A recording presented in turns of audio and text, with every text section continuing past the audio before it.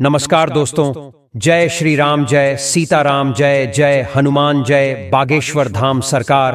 भक्तों, सावन का महीना जितना महादेव की भक्ति के लिए खास होता है, उतना ही यह महीना शादीशुदा महिलाओं के लिए भी खास होता है। आपने अक्सर देखा होगा कि प्राचीन काल से ही सावन के महीने में और रक्षाबंधन पर लड़कियों के मायके जाने की प्रथा बनी हुई है। कहा जाता है कि सावन के महीने में नव विवाहित लड़कियों को मायके जरूर जाना चाहिए। लेकिन क्या आपको इसके पीछे का कारण पता है?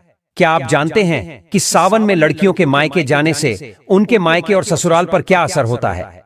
भक्ति पूज्य गुरुजी का कहना है कि सावन के महीने में जो भी लड़कियां अपने मायके जाती है और सावन के महीने में कुछ खास चीजें अपने मायके से ले आती हैं, तो इससे न केवल उनके मायके में बल्कि ससुराल में भी बरकत बनी रहती है और उनके घर में धन दौलत की कभी भी कोई कमी नहीं होती। इसी के साथ गुरुजी ने महिलाओं को कुछ ऐसे उपाय भी बताए हैं जिन्हें करने के बाद वह हमेशा अपने मायके की बरकत को भी बनाए रख सकती है। ऐसे में अगर आप भी अपने मायके और ससुराल का भला चाहती हैं, तो आज का यह वीडियो पूरा जरूर देखिएगा। भक्तों, स्वागत है आपका। आगे बढ़ने से पहले वीडियो को लाइक और चैनल को सब्सक्राइब जरूर कर दें, जिससे कि श्री बागेश्वर बालाजी की कृपा आप पर सदैव बनी रहे। और कमेंट बॉक्स में सावन का महीना चल रहा है, सच्चे दिल से हर हर महादेव, जय भोलेनाथ अवश्य लिखें, ताकि भोलेनाथ की कृपा आपके ऊपर और हमारे ऊपर सदा बनी रहे और हमें और भी ऐसे ज्ञानवर्धक वीडियो बनाने का मोटिवेशन मिलता रहे। चलिए वीडियो में आगे बढ़ते हैं। भक्तों, गुरुजी का कहना है कि सावन का पवित्र महीना चल रहा है। ऐसे में हर कोई भोलेनाथ की भक्ति में डूबा हुआ है, लेकिन यह महीना शादीशुदा महिलाओं के लिए और ज्यादा खास हो जाता है, क्योंकि सावन के खास मौके पर बेटियों का मायके जाना बेहद शुभ माना जाता है। आमतौर पर शादी के बाद पहले सावन में बेटियां अपने मायके जाती हैं, जिससे बेटियां मानसिक और शारीरिक रूप से बेहतर रह सकें। सावन में बेटियों का मायका जाना एक पौराणिक परंपरा है और माना जाता है कि ऐसा करने से बेटियों के मायके और ससुराल दोनों में ही माता लक्ष्मी की कृपा हमेशा बनी रहती है। भक्तों, ऐसे में गुरुजी ने सबसे पहले यह बताया कि सावन के महीने में या रक्षाबंधन पर शादीशुदा लड़कियों का मायके जाना शुभ क्यों होता है। गुरुजी का कहना है कि बेटियों को घर की लक्ष्मी माना जाता है और कहा जाता है कि बेटियों के भाग्य से ही पूरे घर का भाग्य जुड़ा रहता है। ऐसे में जब बेटियां शादी करके चली जाती है तो घर का भाग्य भी अपने साथ ले जाती है। ऐसे में अगर आप अपने घर में बेटियों के जाने के बाद भी अपने घर की बरकत बनाए रखना चाहते हैं, तो ऐसे में सावन के महीने में जब बेटी मायके आए तो कुछ विशेष उपाय से आप अपने घर और जीवन की सारी समस्याओं को दूर कर सकते हैं। जैसे जब बेटी सावन में मायके आई तो उसके हाथों से अपने घर में तुलसी का पौधा जरूर लगवाएं और जितने भी दिन घर में रहे, रोज शाम को तुलसी के नीचे बेटी के हाथों से तुलसी क्यारी में दीपक जरूर जलाएं। इसके बाद जब आपकी बेटी तुलसी क्यारी में आपके घर में धन दौलत और सुख समृद्धि की प्रार्थना करती है, तो ऐसे में आपके घर में बरकत हमेशा बनी रहती है।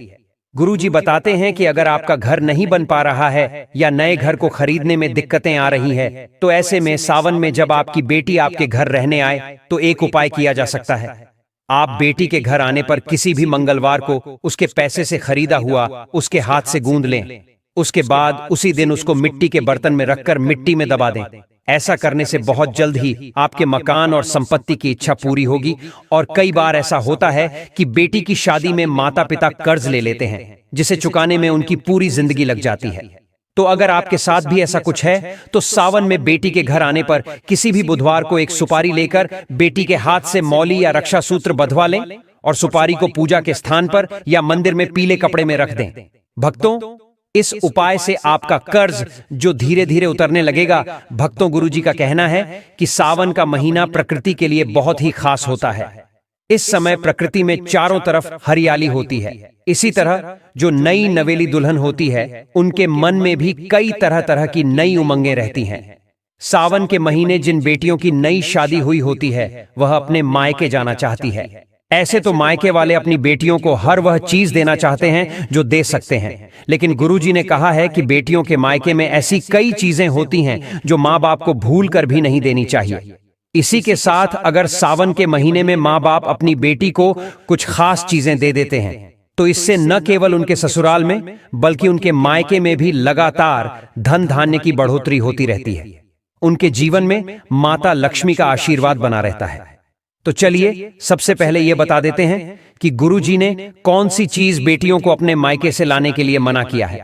भक्तों, गुरुजी का कहना है कि बेटियों को कभी भी अपने मायके से गैस का चूल्हा, सिलेंडर या फिर अग्नि से जुड़ी हुई कोई भी चीज बिल्कुल भी नहीं लानी चाहिए।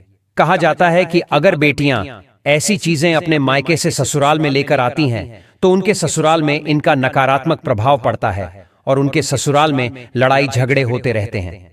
इसके अलावा कभी भी बेटियों को मिर्च, मसाले, अचार जैसी तीखी या फिर मसालेदार चीजें भी अपने मायके से लेकर नहीं आनी चाहिए, क्योंकि भक्तों माना जाता है कि अगर बेटियां ऐसी मसालेदार चीजें अपने मायके से ससुराल लेकर आती हैं तो ससुराल में उनके रिश्तों में खटास आ जाती है और वह अपने जीवन को ठीक से नहीं चला पाती।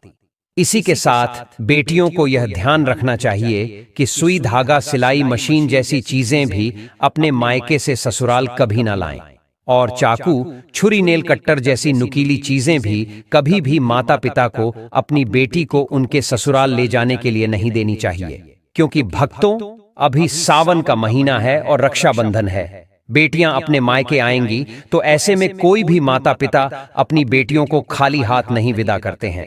तो अगर आपकी भी विवाहित बेटियां हैं और आप उन्हें उपहार में कुछ देना चाहते हैं तो गुरु जी का कहना है कि आप अपनी बेटियों को हरे रंग का श्रृंगार उपहार में जरूर दें।